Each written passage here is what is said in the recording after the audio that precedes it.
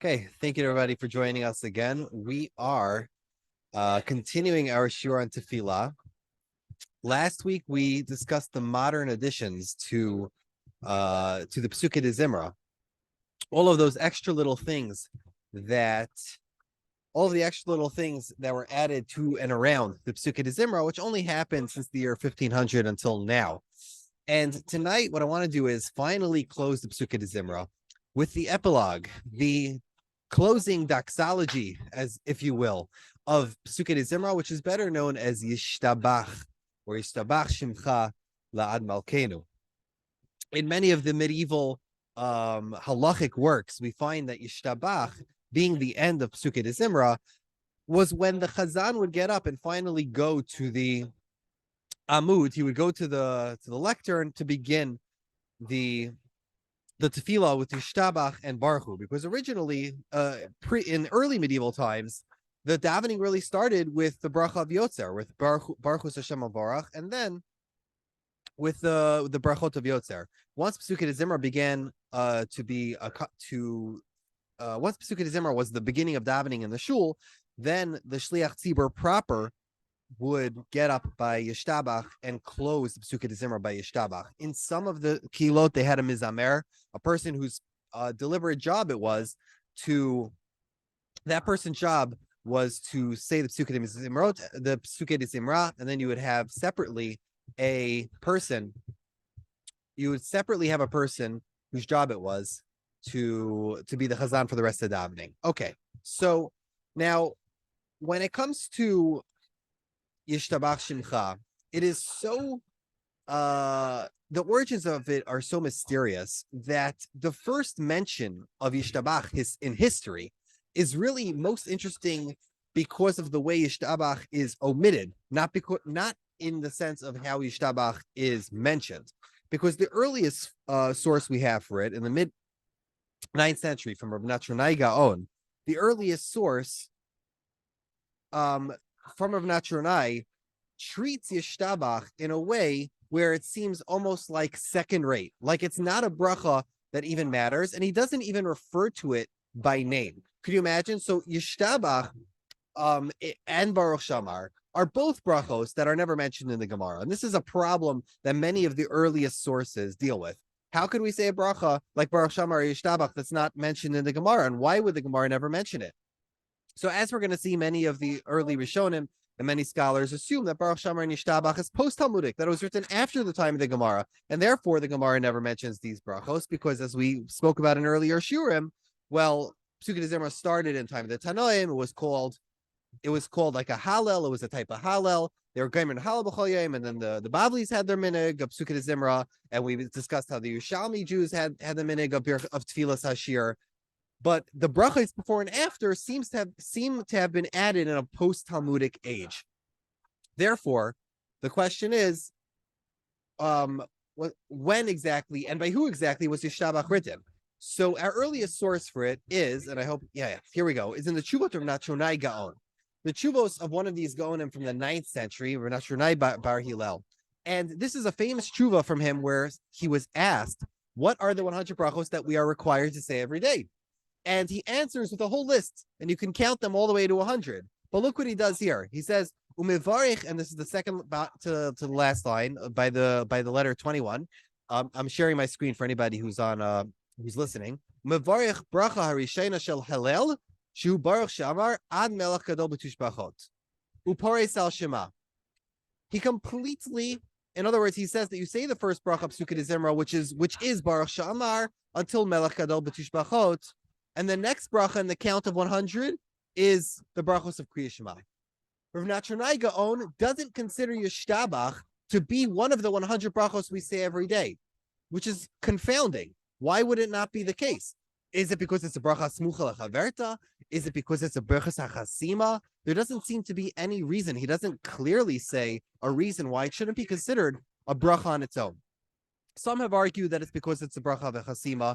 Yerachmiel Brody, Rabbi Robert Yerachmiel Brody, who's a professor who put together this tshuvas of Rav Natronai Gaon, he himself believes that Rav Natronai holds that if it doesn't have Shemu Malchus, then it's not a then it doesn't qualify as one of the 100 brachos that we say every day. Well, that's his opinion, as it is. But in a later tshuva, what's interesting is that he does mention it. He just calls it vichotem.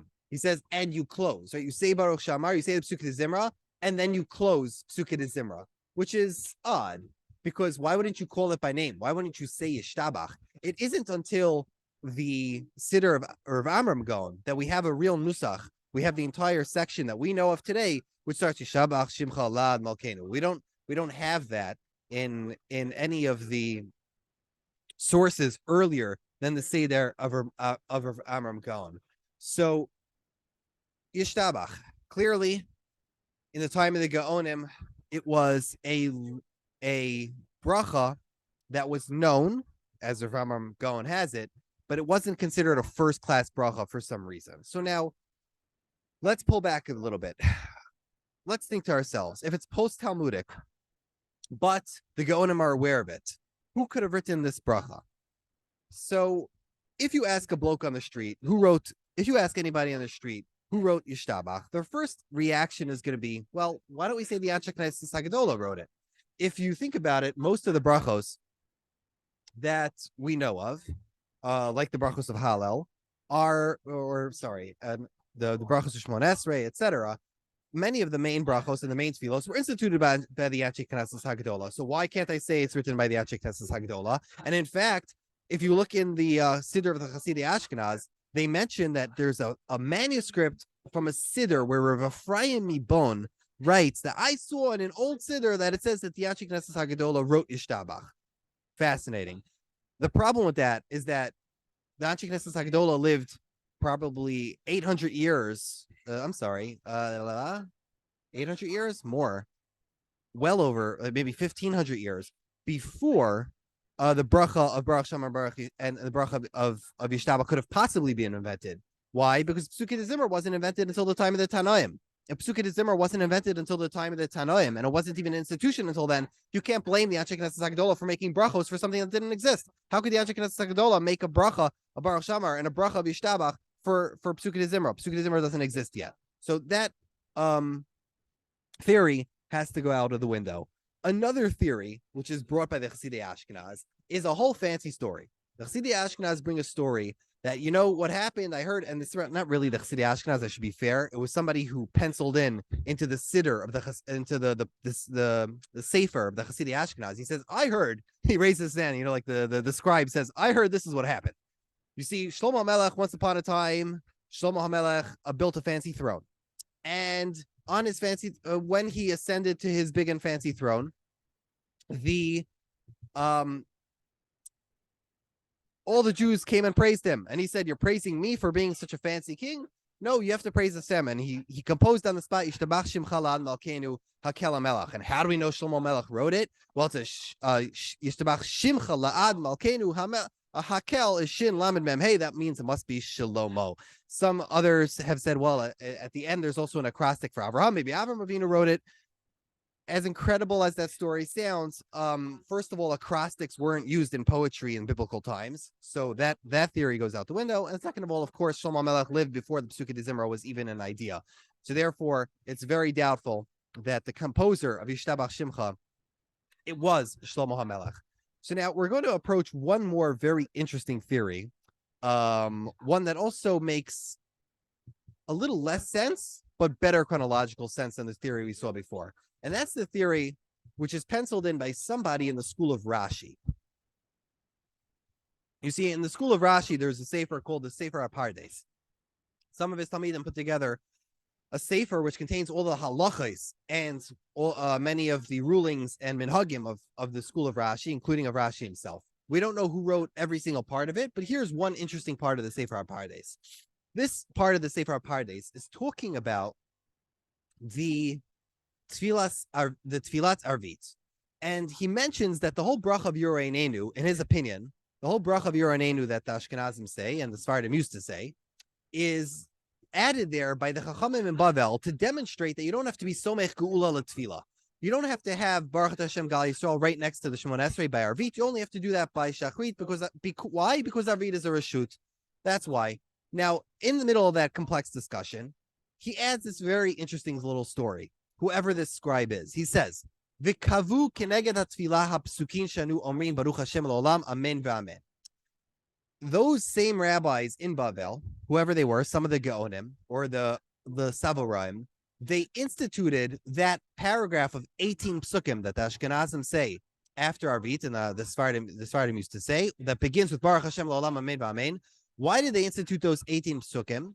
Why? Sheyesh ba yudchet brachot. It has in it 18 psukim. The yudchet brachot ala seder b'yavne tuknum. And we also know that the 18 brachos of Shmona Esrei were instituted by the rabbis in Yavne, and they sent them b'shalchum la'anshe Bavel Balel. So he says, listen to this whole story. What first happened was that Rabbi Gamliel and Yavne instituted the Shmona Esrei, and then after they sent from Yavne the new Shmona Esrei to Bavel, the Chachamim in Bavel sent back a reply: Lekach tiknum anshe Bavel gam him. So in reply to the Shemona Esrei, basically the rabbis in Eretz Yisrael invented Shemona Esrei. Then the rabbis in Bavel said, that's really nice. We're going to also invent this Baruch Hashem La'olam Amen V'Amen with 18 psukim to be said by Ma'ariv. It's almost, and they liked it very much. He says they liked this idea very much.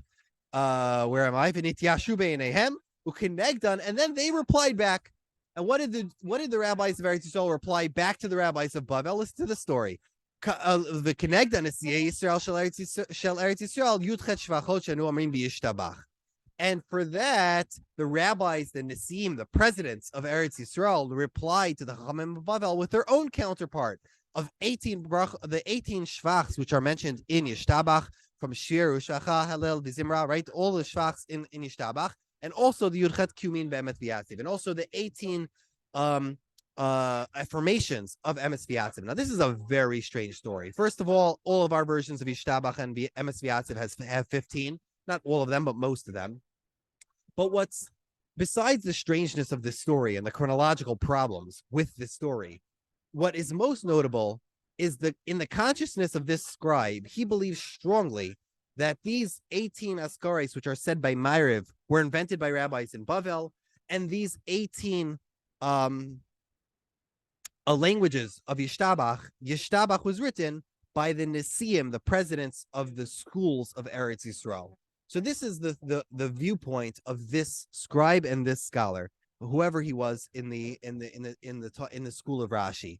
Now, that's interesting because as we're going to see, many of the scholars who approach Yishtabach actually assume that it's not from Eretz Yisrael at all. Rather, it's from Bavel, and it's from the schools of Bavel as a counterpart to the Hallelujah, which was said in Eretz Yisrael.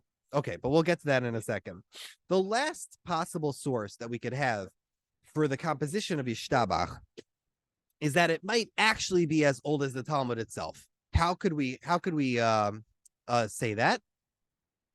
This is because there's one last source for the Tefillah of Yishtabach, but it only comes to us secondhand. Many of the Rishonim, like that go to Maimonides and the Torah, and the list would exhaust me. I think it's Master Vitri might have this. A bunch of Rishonim have this.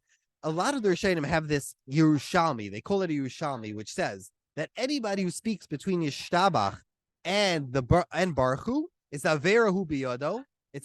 He's guilty of a sin, and if he were going to go to war, we would take him out of the selection process. No, you're going to die in war. Got to be careful about sending you out to war. Very fascinating Gemara. So they claim there's a Talmud Yerushalmi somewhere.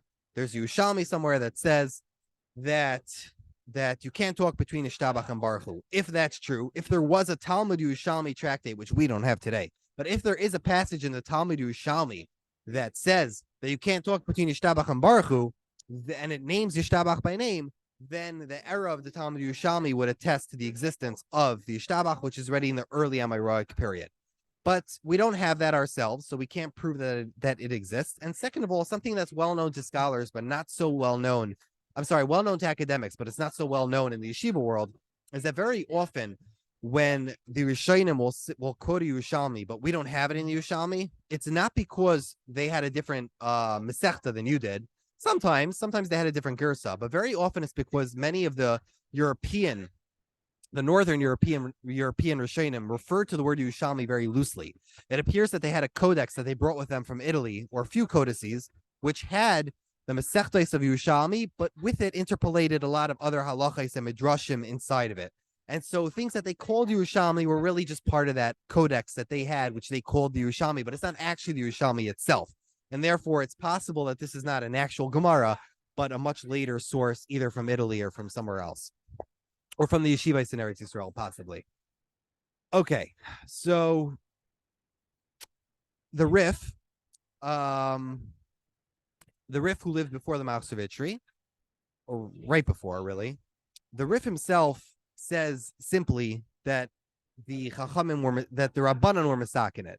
And if you look in the Siddur Chasidei Ashkenaz, he basically extrapolates that a little wider, and he says Rabbanan Savorai. It sounds like the consensus is among the Rishonim who actually knew what they were talking about. It sounds like the Rishonim believed that this was composed, that Yishtabach was composed sometime in the era of the Savoraim.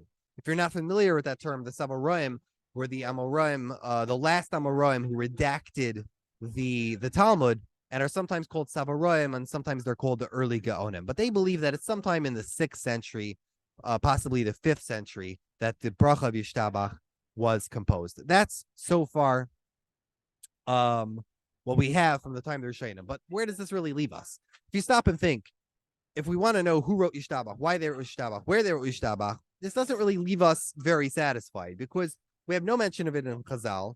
We don't have any credible witnesses from the early medieval period or the late medieval period as to who actually wrote it and why. So we don't even know that if it was originally written from Pesukei de Zimra. So how are we going to unravel the mystery of Yishtabach? So the best way to do this is to ask ourselves the questions that we usually ask ourselves when we look at a tefillah and we want to know who wrote it and why they wrote it. So the first question we have to ask is, what are the motivations for saying a bracha here, right next to the Psalms? And second of all, what form does this blessing take? So let's take a critical approach, and let's take a form critical approach. So the key, in my opinion, to understanding Yishtabach and the history of Yishtabach really has to do with the word that Rav Nachman Gaon used in the tshuva that we saw earlier. I believe that the key to all of this is in the word that is in the fact that Rav Nachman Gaon used the word Hallel to describe the Yishtabach.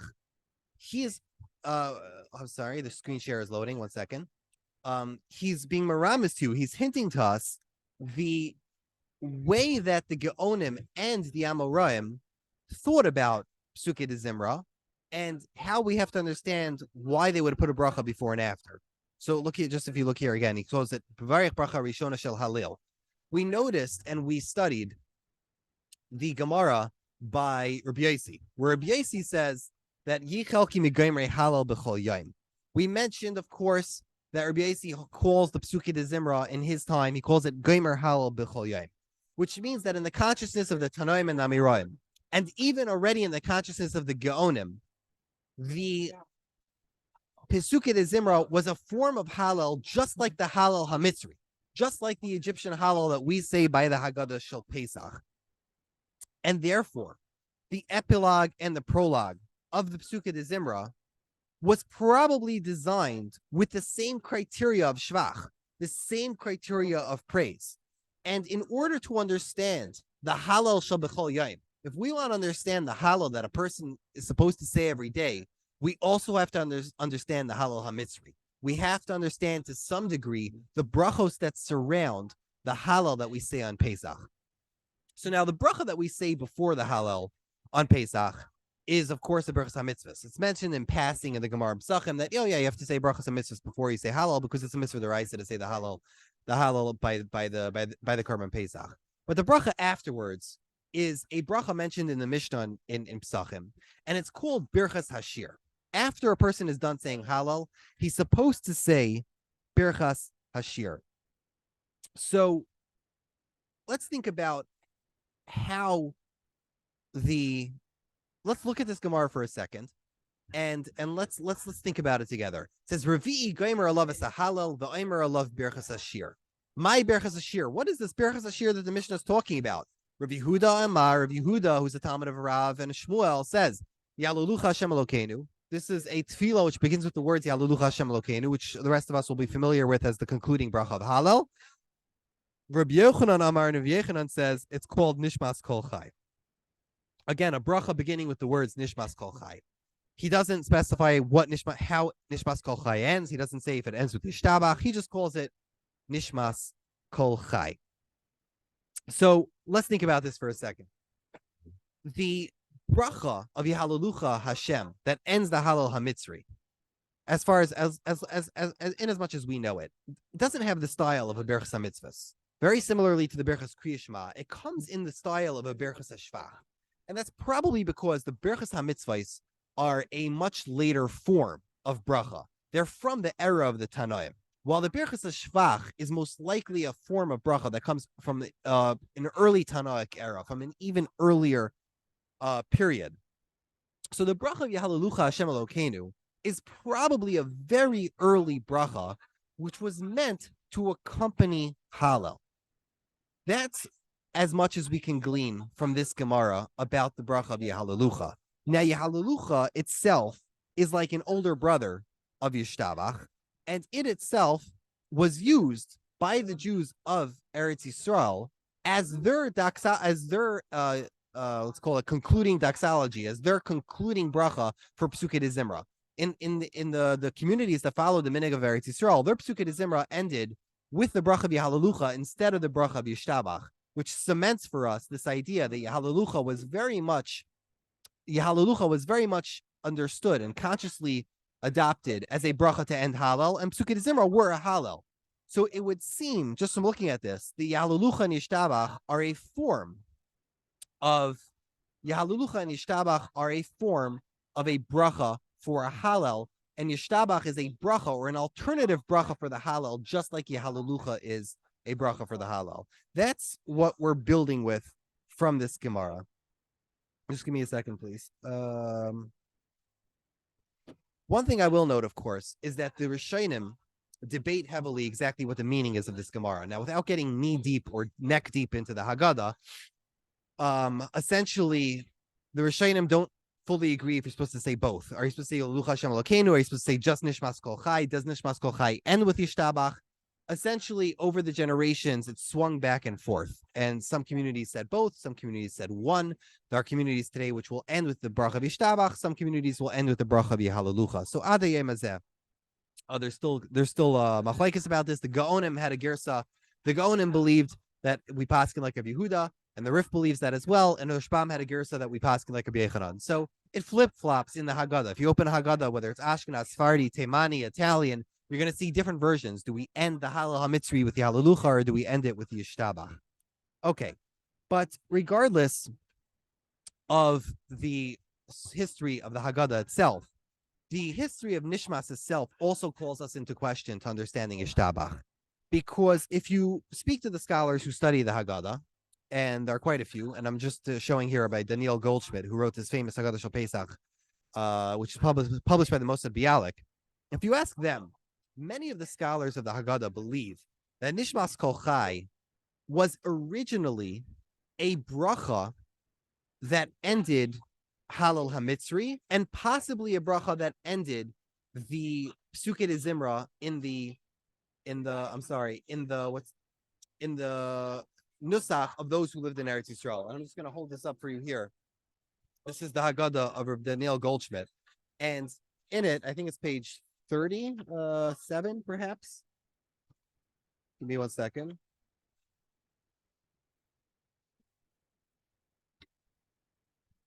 I'm almost there. 1 second. Oh, 67, not 37.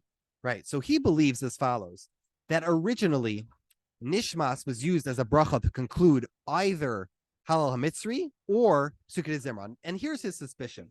That his suspicion is, like a few other scholars, that Nishmas Kol Chai has multiple different components, and each one was written at a different time in a different place. And eventually people forgot that Nishmas Kol Chai was originally a bracha. since there were so many poetic additions added to Nishmas Kol Chai, and over the time it became one long tefillah. But originally he believes, and he's a philologist, he believes that Nishmas Kol Chai read as follows: Nishma Kol Chai Tevarech et Shimcha Hashem Elokeinu V'ruach Kol Basar Tefarer Tormim Zichrecha Malkeinu Kimei Olam Ve'ad Olam Ata Kel Baruch Ata Hashem Melech Mehulal Batishbachot. Based on an analysis of many texts, that's how he believes Nishmas originally ended. And if you notice, the end of Yishtabach also ends with the same words. Yishtabach also ends Kimei Olam V'ad Olam Ata Kel Baruch Ata Hashem Melech Mehulal Batishbachot. So he believes that Yishtabach itself was just a form of just one of the many brachos that was used in the Nuschot of Eretz Yisrael, or in the Nuschot of Bavel, and he believes that most likely what happened is that in Eretz Yisrael, people used to end Pesukei de Zimra with either Nishmas or Nishmas and the Hallelujah, and then eventually Nishmas came to Bavel. People played around with Nishmas, made it much longer, and eventually, once they forgot that Nishmas was a bracha to begin with, because it had so many poetic additions, somebody created a bracha similar to Nishmas, and it ended Me'olam Ve'at Olam Ata Kel, and he made it the bracha of Yishtabach. That's how Rabbi Daniel Goldschmidt sees it. He sees Yishtabach as a bracha invented in Bavel, which mimics Nishmas. Yishtabach is a bracha invented in Bavel, which mimics Nishmas. Okay, that's his version of it. That's his, at least his suspicion. Now, if you look in the Seder of Saadia Gaon's version of Yishtabach represents for us a very early Babylonian text of the Yishtabach. And if you look at it closely, let's read it together. Yishtabach Shim Chalal Malkeinu, HaMelech HaGadol HaKadosh B'Shamayim V'Aretz, Ki Lechana Hashem Malkeinu, Shiru Shvach, Halo V'Zimra, Ozu Memshela, Netzach, Gvura, Brachos Hodayos, Malchus Me'ata Ve'ad Olam. Then it interrupts. V'lecha Anachnu Modim, U'Lishimcha Nu Mefarim, Ki Ata Hu Elokei Elokim, V'Adonei Adonim, U'Shnotecha Lo Yotamu Le'olamim.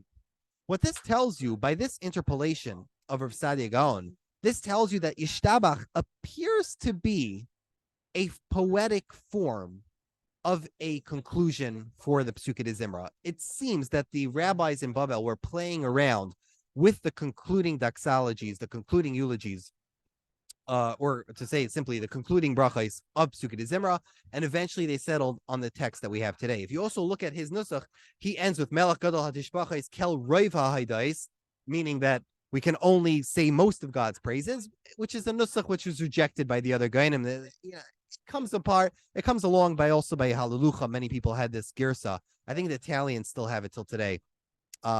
Is it the Italians? I don't remember.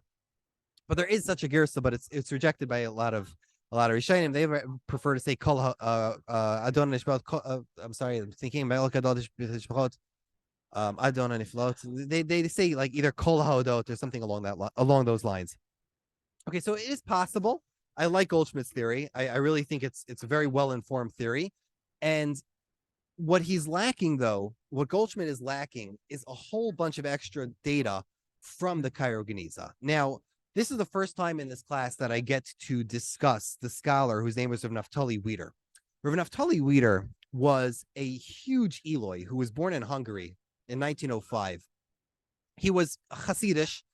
He was a huge Eloi. He was a huge genius in his youth and already became in his 20s a Dayan.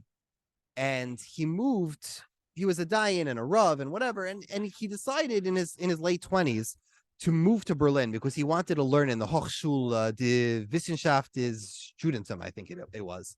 Right, yeah. He learned under Ismar Elbogen, the famous scholar of Jewish liturgy in the Hochschule, which is the University for Jewish Studies in Berlin.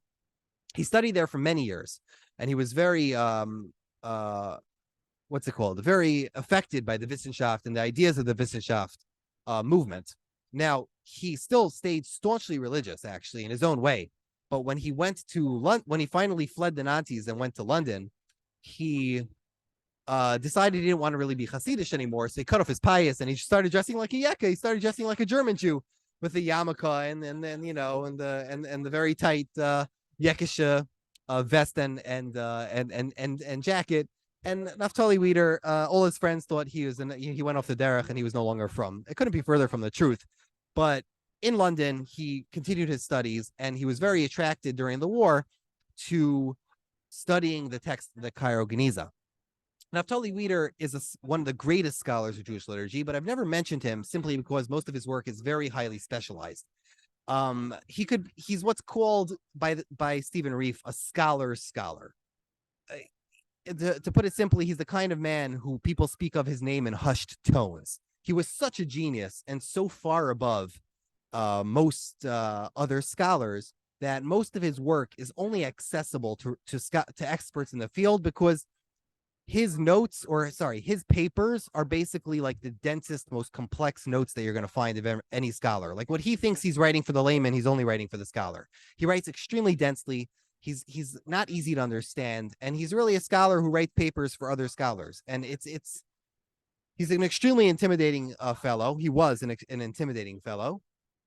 And tonight we're going to first benefit from some of his research, because it's extremely necessary, and I don't think it's too complicated. So Bezrat Hashem, we're going to learn some of his Torah. One of the things he found in the Cairo Geniza, which will illumine for us, which will enlighten for us the story of Yishtabach, is a fascinating discovery that in the Nuschos of Eretz Yisrael, in the Nusach of the Jews who prayed in Eretz Yisrael, there was a time when any time they would say a single psalm or a collection of psalms, they would open it and close it with brachos of praise, with doxologies of praise, not specifically brachos, but doxologies of praise, which were psukim.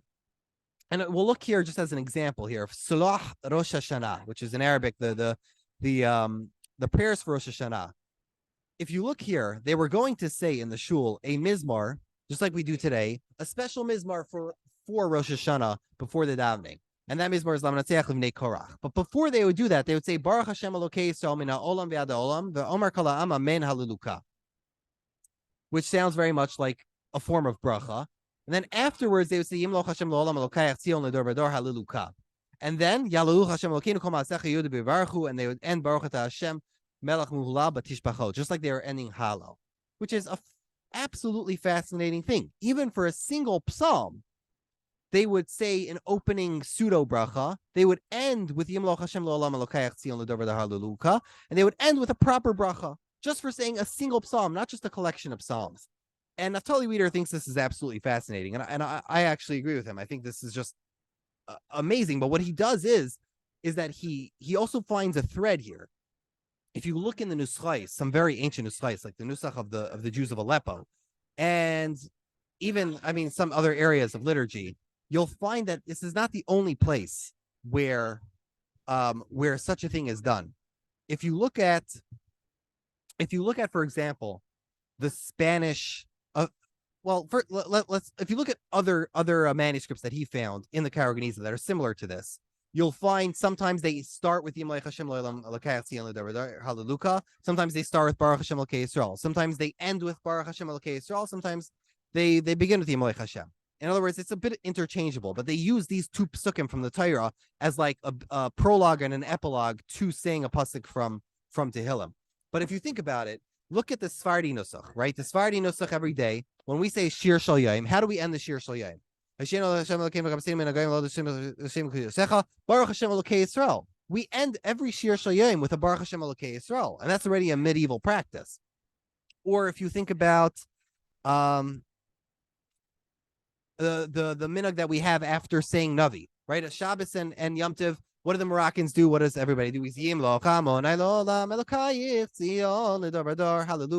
After we finish saying Navi, we finish with a Shvach,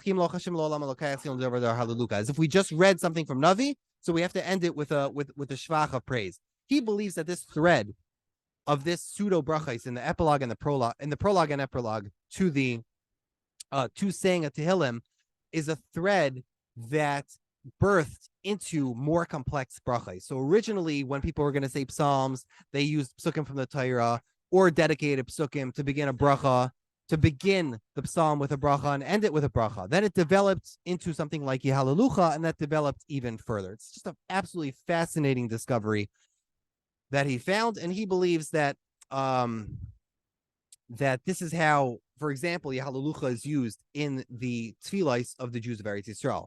Now, to move a little further, Ezra, I'm just here. I'm comparing for you the three brachos, which are essentially, how do we put it? Which are essentially brothers one to the other. Baruch Shamar, Yishtabach, and Yahalalucha. If you look at the similarities on your screen. But if we move a little further into even more research into the Karaganiza, we're running out of time here, so I'm just going to say all of this briefly.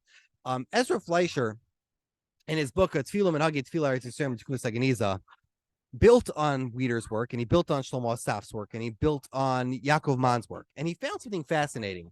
Although it has always been assumed that the Jews who followed the Nusach of Eretz Yisrael would end Pesukei de Zimra with a mixture of Shvach, which included Nishmas and included Yahalalucha, he found that the Jews of Eretz Yisrael would sometimes end with the Yahalalucha that was short, sometimes they would end with the Yahalalucha that was long, sometimes they would end with just Nishmas, sometimes they would end with Nishmas and Yahalalucha, and sometimes they even ended with Nishmas and Yishtabach. So it's clear that throughout the centuries, the nusach of the Bnei Eretz Yisrael in the Ben Ezra synagogue evolved. They didn't only use the Hallelujah as a concluding doxology for the Pesukei de Zimra, even they began using Yishtabach. Now, it's not clear what century they began using Yishtabach in, but they definitely were using it. And to spare you all the details, just one detail that I find very interesting is sometimes instead of Yahalalucha Hashem Elokeinu Kol Ma'asecha, sometimes the bracha at the end of Halal would start with a nun, Nihalelcha Hashem Elokeinu Kol Ma'asecha, which just piqued my interest because we know that Baruch Shamar, in the middle of Baruch Shamar, there's a new sentence. Nihalelcha Hashem Elokeinu b'shvachos u'b'zmiros negadelcha u'neshabecha u'neferecha. This brings to me makes a very curious possibility that the bracha of Baruch Shamar includes a separate section which was borrowed from an early form of Yahalalucha. That's just a suspicion that I have. I don't have any way of proving that. So let's recap what we learned tonight since we only have 2 minutes left. To put it very simply, Yishtabach does not appear in the Talmud. Baruch Shamar nor Yishtabach. Neither of those brachos appear in the Gemara. They don't appear in the Midrashim. They are mentioned secondhand in the Gainim. They're mentioned in secondhand nature by some of the Rishonim that perhaps there was an earlier source that had it. Some of the Rishonim believed it was the Rabbanan Savei Rai who composed Yishtabach, and some people in the time of the Rishonim believed in fantastical stories that Shlomo HaMelech might have written it, or Avram Avinu might have written it, or perhaps the Anshe Knesset HaGedolah wrote it. What seems most likely, the Rishonim who knew what they were talking about claim that it seems to have been written by Rabbanan Savei Rai in Bavel. It was written by Babylonian Rabbanim in Bavel in the early period of the Gaonic era and the late period of the Talmudic era. Some of the Gainim didn't actually consider it a full bracha, but to its merit, it did receive a permanent place in the tefillah. Now so let me just, sorry, I'm recapping here. So in the Rishonim believe that it's from the Rabbanan Savai in Bavel, most of them. Some of them believe that it was written by the Rabbanim in Eretz Yisrael. We saw that much later scholars reverse engineered it and believe that what essentially happened was that Yishtabach has a very interesting nature. Yishtabach is, from a form perspective, Yishtabach is a bracha which is supposed to accompany a halal. Pesukei de Zimra is a halal, and just like the halal hamitzri, Yishtabach is a bracha like Yahalalucha, which is supposed to follow a halal.